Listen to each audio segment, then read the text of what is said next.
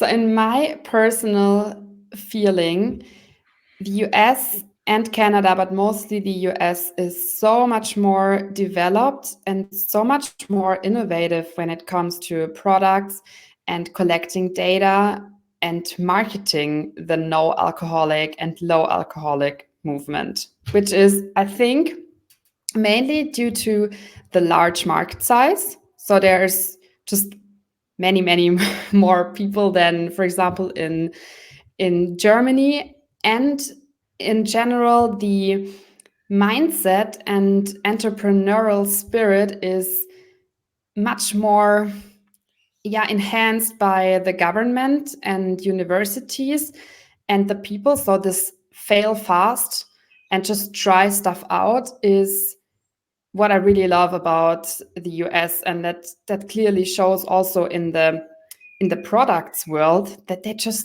try stuff and they experiment with different oils and ingredients.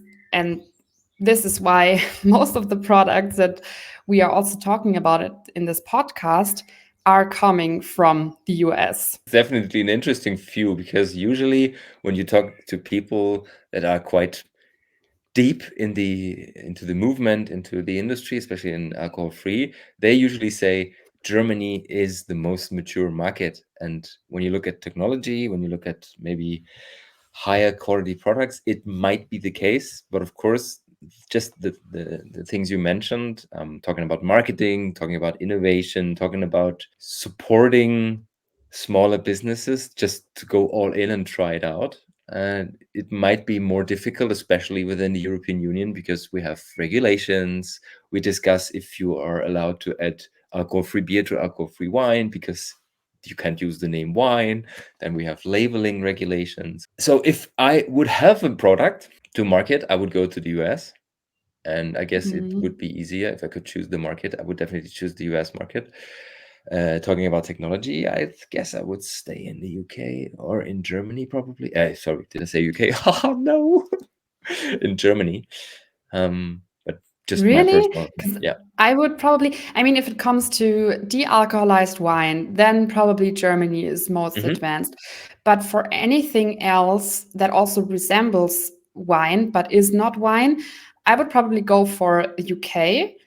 But for anything else, like all these ready to drink cans and mocktails, and one product that we are going to speak about today, this is largely coming from the US.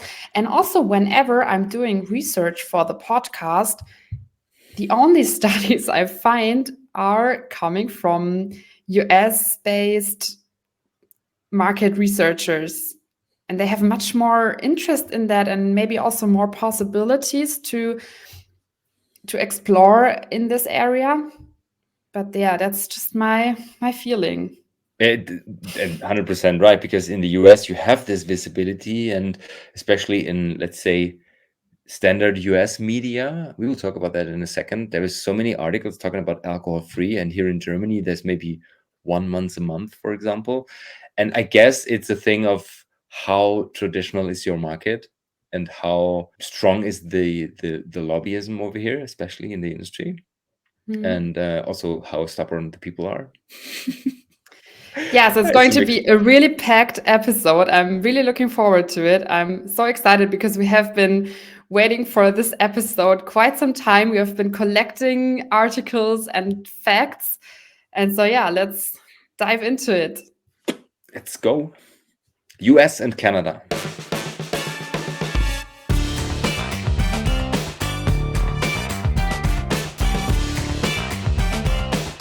Welcome, all you curious people, no boozers and wine lovers, to the 13th episode of Double O, your weekly go-to show on alcohol-free products in the podcast universe. Today we are talking about US and Canada, so the North American market, a market that we see as the most innovative market, a market where you can definitely be successful with your marketing campaigns, with your probably alcohol-free or low alcohol products. And we will have a deeper dive into US and Canada. We have some studies with us and some articles. And as we just mentioned in the intro, there is many traditional media in the US talking about alcohol-free. And it's not only this Forbes article, there was an article in the New York Times and basically talking about 70% of the same products. So they were quite similar. And there was an article in the Cosmopolitan. We put the link in the show notes, but just to tell you, there is a way bigger attention on the alcohol-free market in the US and in Canada as well than in Central Europe. What do you think is the reason for that? I think in general, those countries are always the trendsetters. So whenever there's a new health trend, then you always heard it first in the US because they just like to try stuff. And it's, I think, easier to go into the market for new companies and to try stuff out and to get investment from it, from an investor. And so, yeah, when it comes to wellness and health apps and drinks and just stuff you can try out, US is mostly the first one. Yes. We're talking about alcohol-free beverages. What do you think are the top 5 of alcohol-free beverages in the US? You mean in terms of the category? General. So when you say, what do you drink alcohol-free? What are the top 3? What do you think? Mocktails. Do you count sodas in? Everything, yeah. Okay. Yeah, then sodas. Then probably non-alcoholic beer. And then those ready-to-drink mocktails, cocktails. Anything else? You said top 3. Yeah. When I say this week I only drink alcohol-free, what do you think I'm drinking? Seltzer. Oh no, that's alcoholic.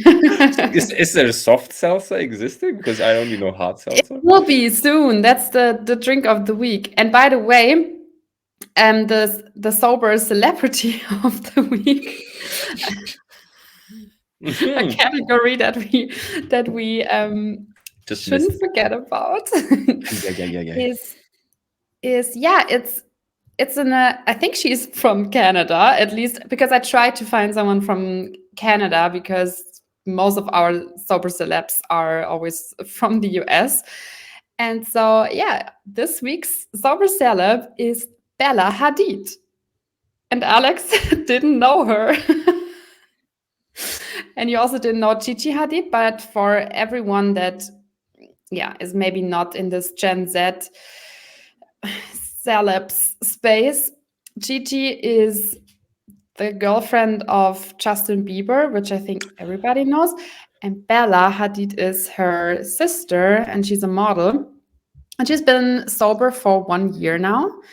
And in her own words, she put it like this: sobriety taught me resilience and the joy in life's simple moments.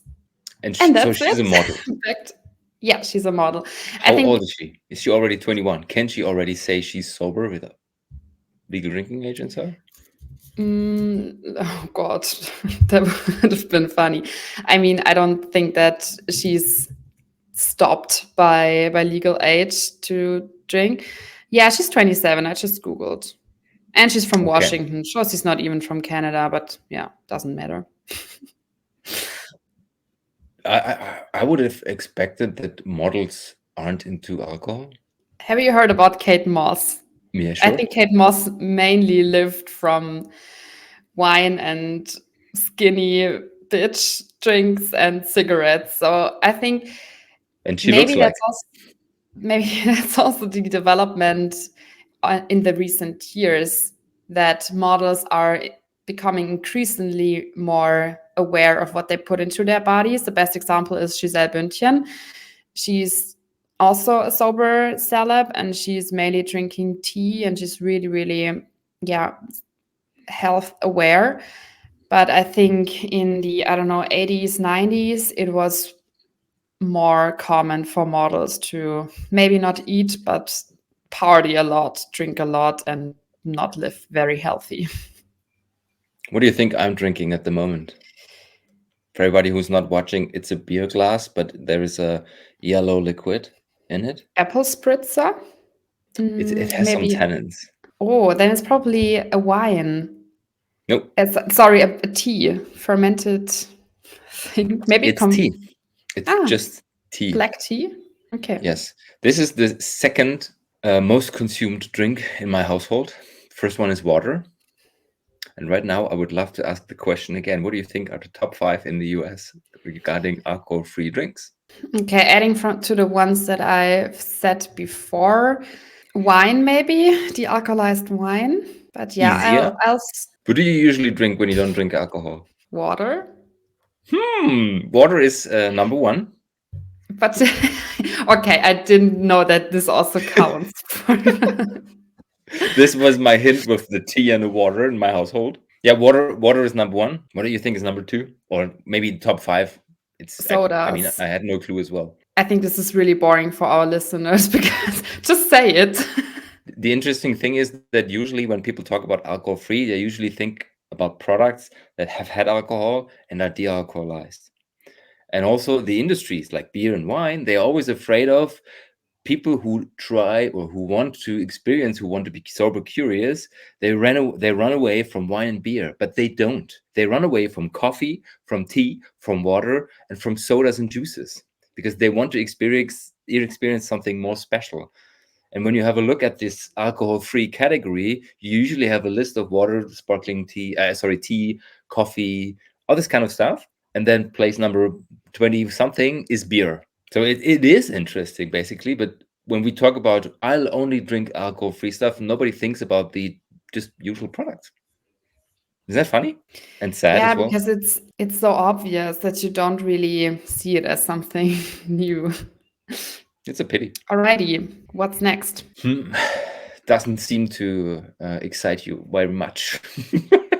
My topic. Oh, did you want to continue with the topic? I thought the question was the conclusion. Now, basically, it was to show that when we talk about alcohol-free, we usually talk about products from the de-alcoholized section, but there is so much more. You talked about tea, talking about like innovation, especially in the tea area. Very much is coming from Scandinavia, for example, or from Eastern Europe, Latvia, Lithuania. There's many products because they have a tea culture, and we talked about Japan and that there might be super interesting products coming from Asia because they know how to deal with teas and kombuchas. But basically, when we say we don't drink today, it's water and milk, by the way, is also in there. It is crazy in the US. I guess it's a US thing. Talking about alcohol-free products, not only located in this water soft drinks area, but also wine and beer. There was a company, and I have to say was because they stopped working this year. It was a company called Drizzly. Drizzly was something like Delivery Hero, but for drinks. I don't know if you've heard of Drizzly. It was a very big company, founded in, I guess, 2012 or 13, and they skyrocketed during COVID. So in 2020, they just exploded because everybody was ordering beer, wine, alcohol-free beer and wine, and of course, sodas and stuff to their households. And Uber Eats bought the company for, what was it, $1.1 billion. So very expensive purchase. And in 2023, they had to announce that they have to shut it down. But until then, Drizzly was one of the players in the industry. And what they also had, and this article is from June 23, they had huge statistics because, I don't know, they were dealing with 50, 60 million customers each year. So they had data that was quite reliable. And they said there was a huge rise in the demand for alcohol-free beer and wine. And that they discovered that this is really becoming a thing, especially in the US market. So what I did is I prepared some numbers because we are talking about the US and Canada for this episode, just to give you a feeling on how the market is situated. Talking about the US, we have 330 million inhabitants compared to Canada sitting around 39, 40 million. So 12% is Canada, the size of the US, talking about people. And then we have the wine market that is around $107 billion in the US and 8 billion in Canada. And this is only 7%.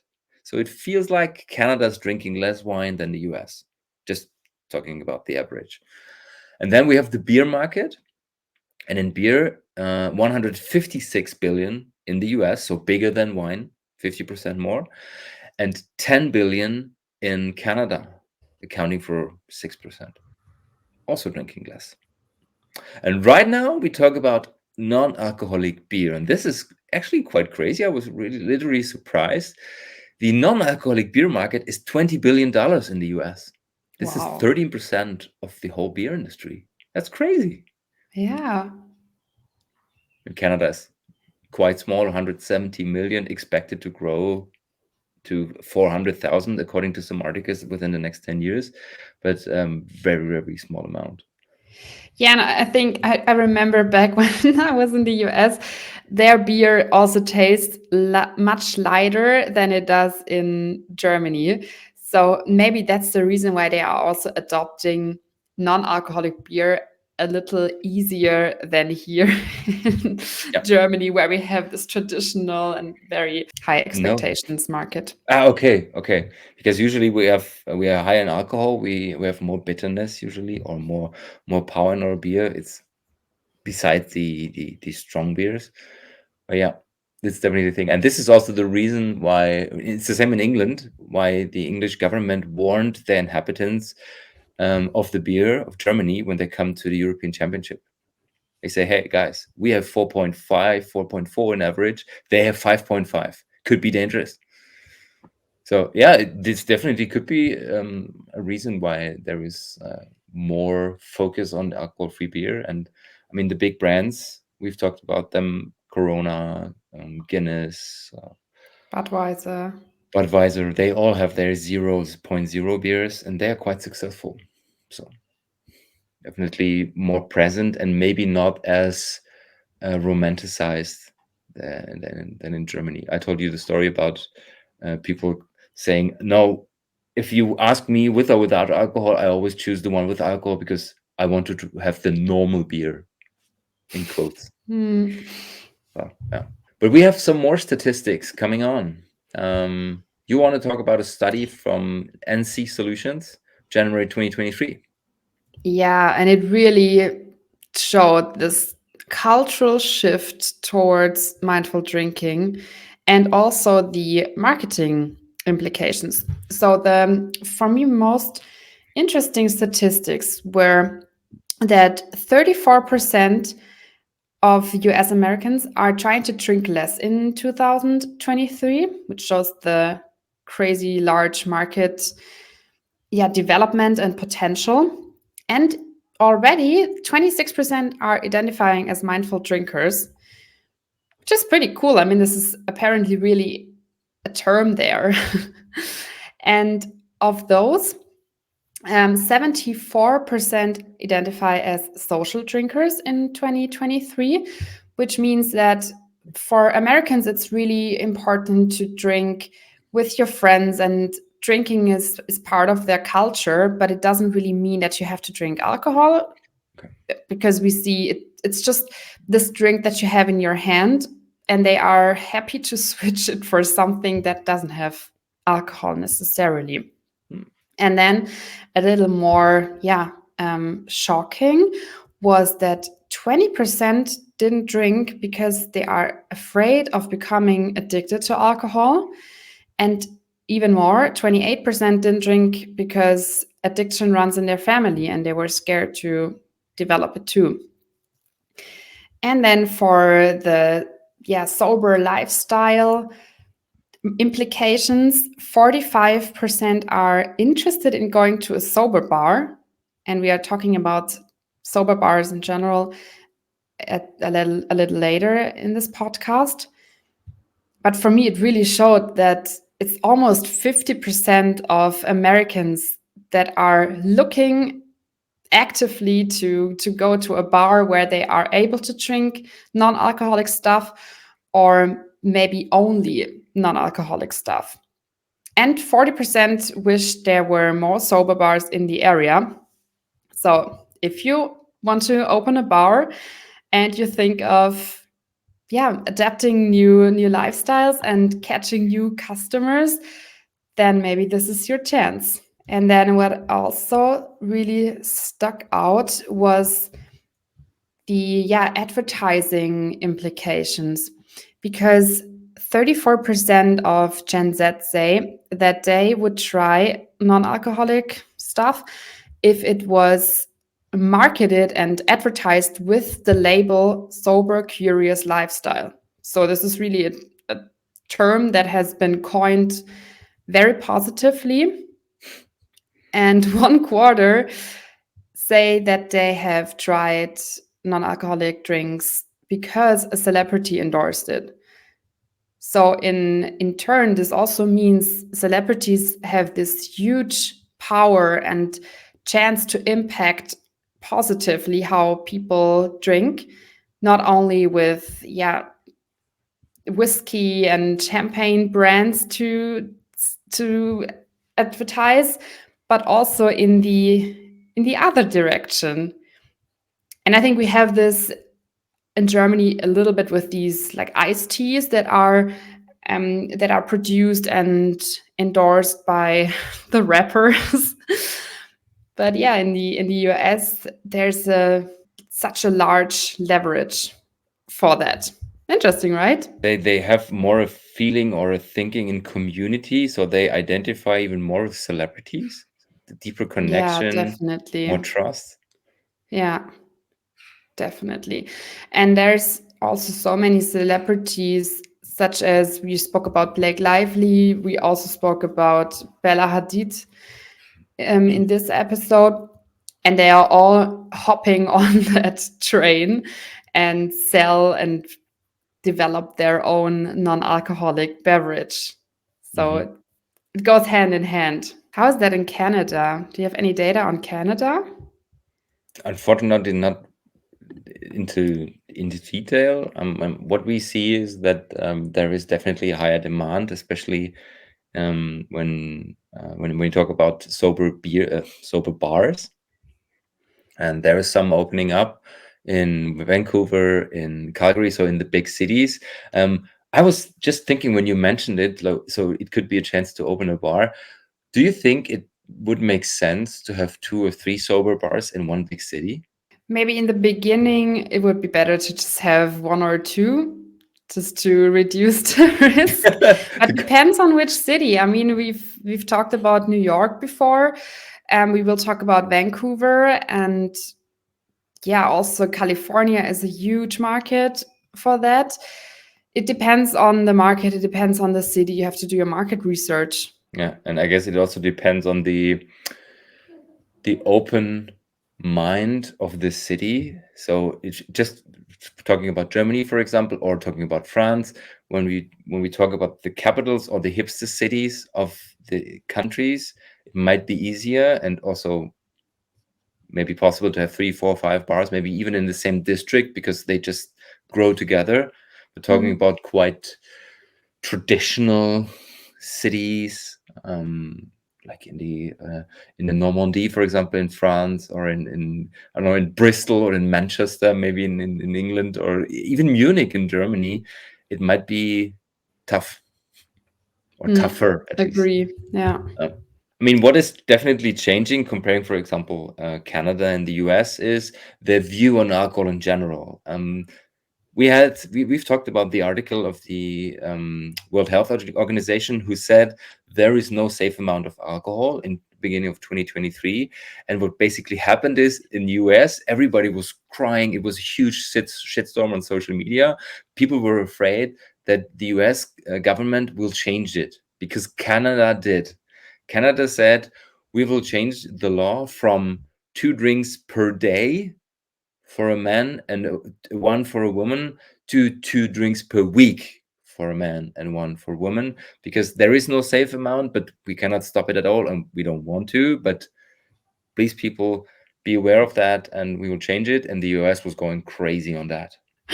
Riots and revolution Yes. on the Can you street. imagine this would be France, burning streets? Oh God, yeah. Yes. So yeah, I mean, there is a shift going on, and it's also interesting when you talk to older people that have worked in the wine industry for 30, 40, 50 years, and they say things like, yeah, I've seen so many changes, and this will reduce back, and we will drink more again and stuff. I don't think so. I think that in the next 20 to 30 years, we would just go down, and we just have to adapt with low alcohol, with no alcohol, with other drinks that are focused on this, what is it, 74% you said, social drinkers, but they don't need Yeah. the alcohol because it's just about the social gathering and not about getting drunk. And what also is happening due to the fact that more and more countries are legalizing marijuana, and we have seen that in the US, there is a shift going on from wine consumption or beer consumption to marijuana consumption. And I guess we also had this on the pod a couple of weeks ago. I think we will have this in Germany as well. Maybe not that fast because US is pushing it as well, but they will definitely have that. We will see that in Germany as well. This one is maybe a couple of weeks old, and it's the first time since 1992 where they had those numbers. Totally crazy. And also because, I mean, cannabis is not legal in every state in the US, but in 20 something, but it's the big ones, and there's a huge industry. There is companies, for example, such as Aurora, also listed in the Wall Street and just focusing on pushing the marijuana, the cannabis market. And it's a product, interestingly, looking at peer groups, that is related to beer and craft beer drinkers. So maybe this could be a push as well. Yeah. By the way, that's also a good connection to the next point. Have you heard of the mommy wine culture? No, I have some pictures in my head because It there is wasn't. this peer group. It was a rather frightening trend, I would say, that also came from the US and mainly said that you being a mom is so hard and it can be so stressful. So they glamorized having a glass of wine in their hands, and like there are so many memes and jokes about it that that just women and moms, they need wine to turn their bodies and their heads down, and yeah, they just romanticized it in my opinion. And yeah, it got a really to be a really big deal, even though we all know, and then there's this huge shift in the culture, knowing that it's not good to drink for your health and also for you being a mom, and yeah, having this responsibility, and also being a figure that isn't like an idol to your kids. And the fact that it can actually increase your anxiety and depression and lead to addiction, which is what you definitely don't want to. And so there is this lady, and she formed like a movement against that. She found the community of California Sober. So again, a lot of it is just developing in California. And that those are people, mostly moms, where they are swapping alcohol for cannabis or other hemp products, such as like drinks with THC. Okay. And then when I read it, I was like, okay, wow, they are now swapping one drug with the other.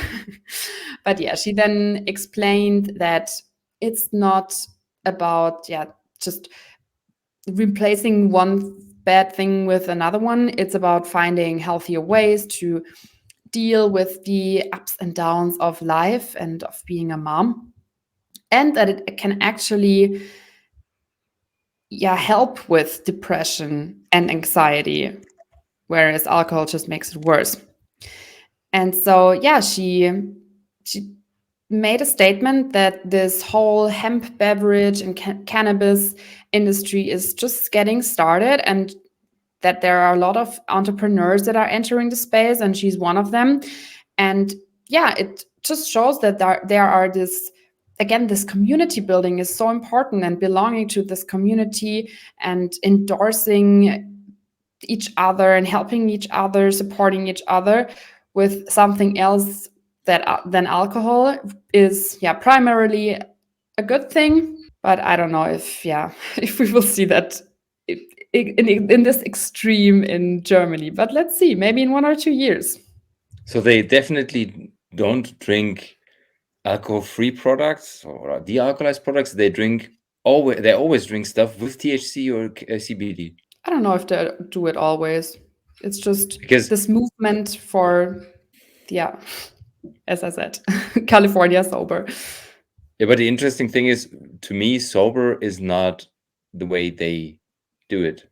Sober means, for me, sober is I'm not intoxicated by a specific substance. And if they just replace the alcohol through THC, they are not sober. You know what I mean? Yeah, but that's your way of defining it. For other people, it might be just staying away from alcohol means being sober. I mean, it's the general definition, but yeah, okay.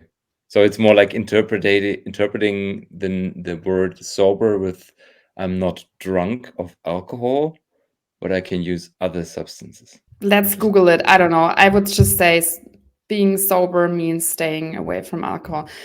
But anyway, for Canada, which is this market where a lot of people are really rethinking their relationships, and this like whole article explains where it comes from, what the offerings are, where people go to, and it's really, really nicely written. So if you have time, you should definitely check that out. But I'll summarize the main points that stuck out for me, which is first of all, they did a poll last year, and a quarter of Canadians between 18 to 34 abstained from alcohol in the previous month. So they really do these pauses and stay away from alcohol for a period of time. And if you know, like we are always speaking about mindful drinkers, sober curious drinkers, now the California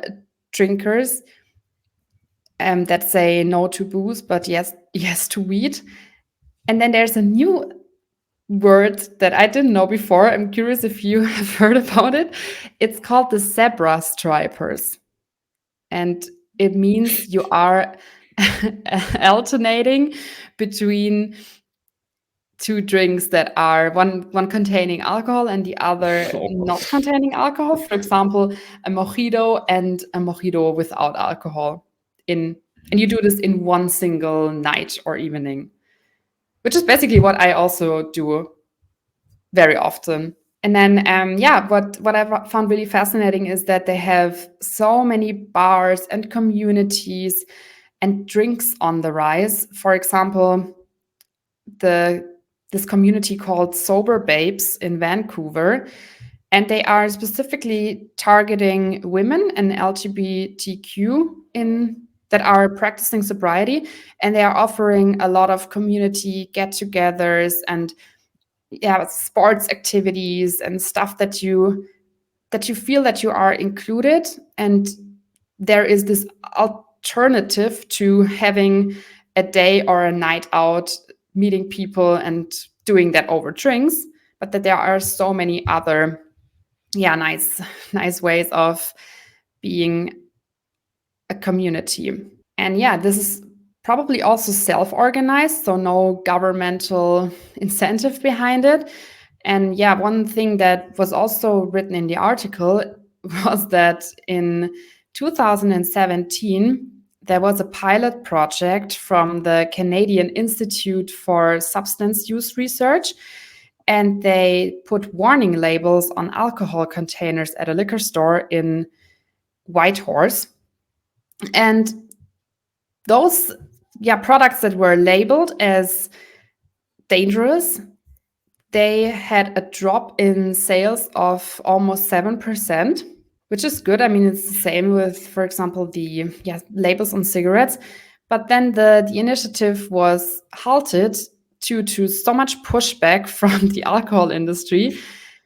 And they have a really strong lobby, and they're really strong in general. And so everything that is on the rise in Canada is self-organized and self-motivated. And I just wanted to add that for this No Alc Revolution in Canada, we see that there are just a lot of shops and communities in Vancouver and Calgary. And yeah, you had some links that we can put into the show notes and maybe quickly pop up. And yeah, one more question to those Zebra guys. What do you think is the main driver to do this? Because if you have a mojito with alcohol and a mojito without alcohol, you basically have taste. You have less alcohol in your blood, and you still have a good product and drink in your hand. You don't say you don't drink at all, but you have the best of both worlds. And why can't I just drink the mojito without alcohol? You can. It's up to you. Yeah, sure. I was just thinking about the reason, because sometimes I guess the thing is that there is something that I don't like as a taste. So, for example, if I have the option between beer and alcohol-free beer, and the alcohol-free beer is just crap, I drink maybe less, but I drink the alcohol-free beer. Or if I want to have cocktails at night and I like, I don't know, caipirinha, and there's an alcohol-free version which I like, I would rather drink that. But if it's not available, I maybe stick to 1 or 2 cocktails of the other one. But if I have both available and they taste and I like them, why not switching 100% to the alcohol-free version? Then the reason might just be the alcohol. Yeah, and the taste that comes with alcohol. I mean, it depends on what you want, but to me, it absolutely makes sense to do that.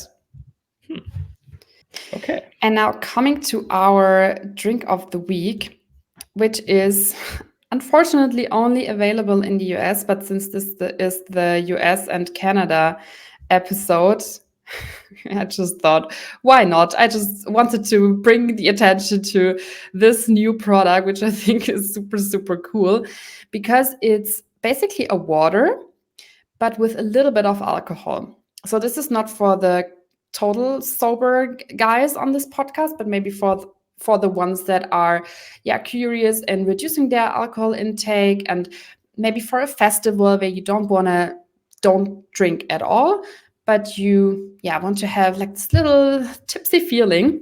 And I think this product is perfect for that because it also contains no sugar. It's available in very interesting flavors, such as cucumber, which I found really cucumber mojito, I think it is. Mint. Yeah, and it's a little bit of this antidote to all these sparkling, ready-to-drink drinks or sodas, because this doesn't have any any bubbles in it. Oh, it's a still drink. Okay. Mm-hmm. But how is it made then? It has a lower ABV of 3.75. So it just keeps you hydrated. It doesn't push you with too many sugars, too much carbonation, because this can also be harmful for your body. And I would say it's really cool for like having some time on a boat maybe, or on a festival. And they also announced that they have non-alcoholic funny water coming soon. So if you are looking for the completely alcohol-free version, then just stick with it. Do you know how it's made? That's Is it infused water? Probably. How do they get the alcohol in? This is what we meant at the beginning. Recommended by Forbes, MarketWatch, Bloomberg, BestNet, Wine Pair, Bartender. Okay. They are really backed with the big guys. I mean, as an alternative, especially in the low alcohol area, it might be better than drinking hard seltzer or so. Talking about staying hydrated, I think this is a really bad idea with such products, because usually you should have, let's say, 1.5 to 2 liters a day just of water. But if you drink 2 liters of this stuff, you have a toxic body in the end. It sounds a bit awkward in the marketing, but yeah. So it's not for Alex, but let's see. Anything to add? I have the feeling that you don't want to have any discussion today. Okay, let's wrap up the episode. All right, people. Although this is a drink with alcohol, and it doesn't mean that hydration is coming from a drink with alcohol, but you have to decide for yourself. And as always, start your week right by making conscious decisions. Bye-bye. Ciao, ciao.